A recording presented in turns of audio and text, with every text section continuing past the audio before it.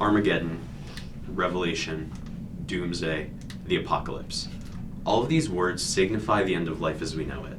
Apocalyptic scenarios like those posed in films and TV shows like The Walking Dead suggest that even after apocalypse, the world and its inhabitants adapt to the monumental changes in their life, whether they may be pandemic, natural disaster, or nuclear war.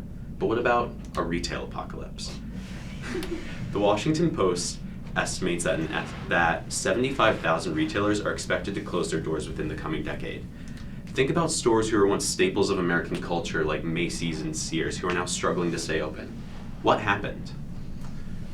Changing consumer behaviors in conjunction with the failure of brick and mortar retailers to recover after the Great Recession and adapt in the face of an increasingly digital society has led to their decline and the subsequent rise of e-commerce as the primary mode of shopping, which has and will continue to have significance in terms of which businesses Americans choose to patronize. The suburbanization of the 1950s brought about two different types of retailers that would come to be monuments to American consumer culture. The first, the shopping mall, which brought the department store of the city to the suburbs, and it made shopping an experience for consumers. And conversely, the big box store, think stores like Walmart, Target, and Costco, who offer a wide variety of products at low cost and convenient hours at the expense of the frills of department stores. These businesses would go on to push out smaller independent retailers who had once controlled the market in order for them to take on a market share of total sales done in this country, which has led to their preeminence for decades to come. In 1989, however, with the advent of the World Wide Web by Tim Berners-Lee, which was at the time a seemingly innocuous event, it was clear that by the mid-90s, this was the wave of the future. In 1994, Jeff Bezos launched Amazon, which after seeing the expanse in usership of the internet by over 2,000% a year, he and visionaries like him hoped to capitalize on the benefits that the internet offered, such as convenience and low costs, which had previously attracted people to big box stores. This would be the earliest machinations of what would become the e-commerce empires of today. In order to stay relevant in these changing times, businesses like Walmart, Macy's, and Barnes & Noble all launched their own websites in order to keep up in these rapidly evolving battlegrounds. In 2008, however, things started to change. The Great Recession was the catalyst that would turn the slow burn that was the collapse of brick and mortar retailers into the firestorm that is raging today. Millennials, who were overwhelmingly graduating college at the time, found themselves in an economic landscape where they were straddled with debt and unable to find work because of the 9.5% unemployment rate in the country. This led to a generational shift in mindset where they were no longer willing to buy into the overconsumption of their parents, rather deciding to spend their money on experiences, if at all. Not to say that the Great Recession just affected millennials, however. It also affected older Americans who saw their entire life savings wiped out in the stock market crash, which saw the Dow Jones Industrial Average drop over half of its value. In the meanwhile, this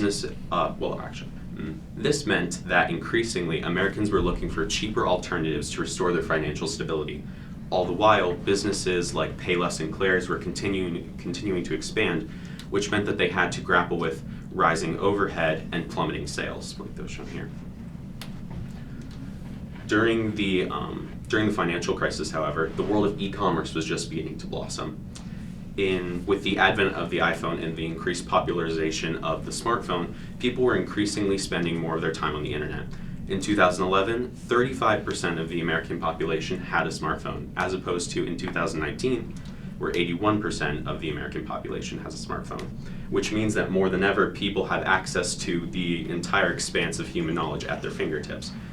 And when you have one thing at your fingertips, you want everything at your fingertips, which is why businesses like Amazon, who are able to offer a vast variety of products delivered straight to your doorstep, have such an appeal to younger generations, which is why today, 54% of purchases made by millennials are made online, which has led to massive losses for physical retailers,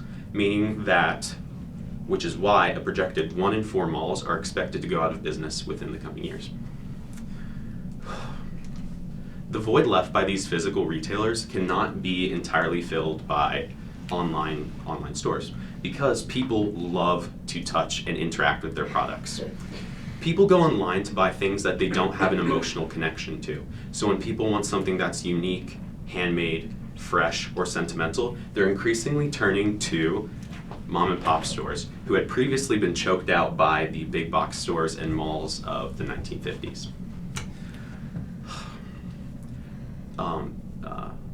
Big box stores, no.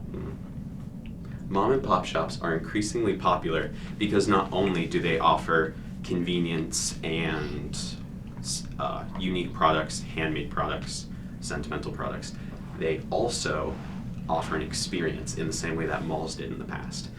People, when they go to mom and pop stores, are able to interact on an intimate level and in a way that people never could with stores like Amazon, where all of the business is done online.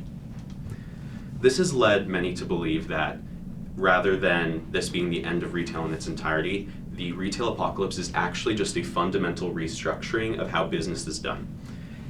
In an era brought about by economic collapse and blossoming technological innovation, the once major players are now beginning to fail, which has allowed those once preyed upon to blossom and new top dogs to emerge. Those like Jeff Bezos, who rode the wave of the internet to become the most wealthy man in the world, and independent stores, mom and pop shops, to have a long-awaited resurgence in popularity.